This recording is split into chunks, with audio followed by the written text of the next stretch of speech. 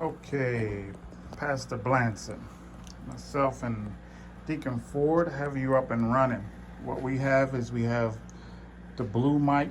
We have all the mics labeled and it's color coded on the mixing board. We have blue in 1, yellow in 2, red in 3, white in 4, and green is in 5. The green one in 5 is the mic that you used to have, that you used to use. We brought the pack back here and mounted it with everything else. We have all your volumes set for your 1 through 4, and they should stay pretty close to right where you are, right where they are, about 3/4 of the way, just a little bit less than 3/4 of the way. On this right here, what I have right now, you can see the muted buttons. So what's best to do is to set your mics where they need to be. These are where the mic volume should be. And instead of turning the mic volume up and down for nothing, you should just mute and unmute. That is easier than fooling with it. It's easier to get on when someone just walks up and grab a mic. You can just unmute and they can start talking, as opposed to pushing up and down on the lever. If you do push up on the lever, we don't want you to go, you see that U there?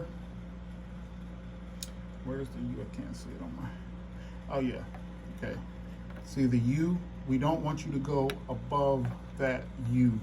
So try to stay around that U and that 5, but once you get in between there, you'll start clipping and it'll start feeding back.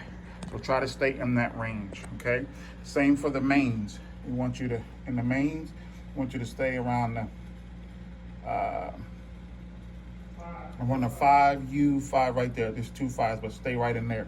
Notice this red switch right here. This turns the main speakers off.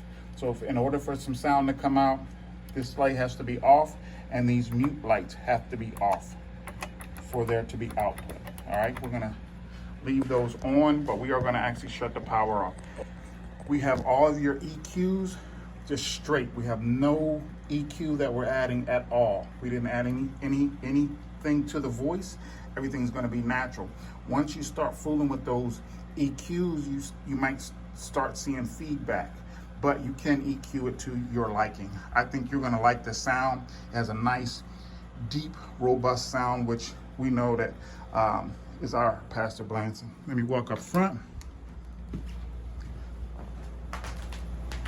All right, so walking up front, here's a snake. We had to go in the window with the snake because the snake ends are too big to go through the hole that's in the bottom of the wall. If you're gonna make that hole bigger, then you can go through the bottom there. We have the snake running along the side, which you can easily clean that up. And we have the snake underneath this chair with the lines ran into it. Okay, so then we have your speakers. I'm running here. They're powered speakers, so they have to be turned off individually. On the back, it's just a power button on the back. Right there, turn them on and off. We are cautious about this right here, so you probably want to put something over it. You will need either an extension cord to make that look better because we couldn't reach. There is a plug over here, but it doesn't have 3 prongs to it. So what I would suggest is getting a longer power cable. You can buy a longer power cable at the Guitar Center. I think they're like $25. We have your 3 microphone stands. Coming across this side, we moved the sound for the keyboards up front.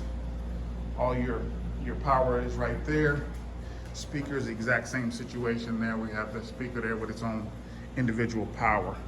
We have this mic stand here. This may be a problem going in and out. If you're the one playing, I know you don't really play and sing at the same time, so that may not be something that you need. You have more than enough sound to be able to push this church. We tested the microphone outside into the parking lot and it was still running through.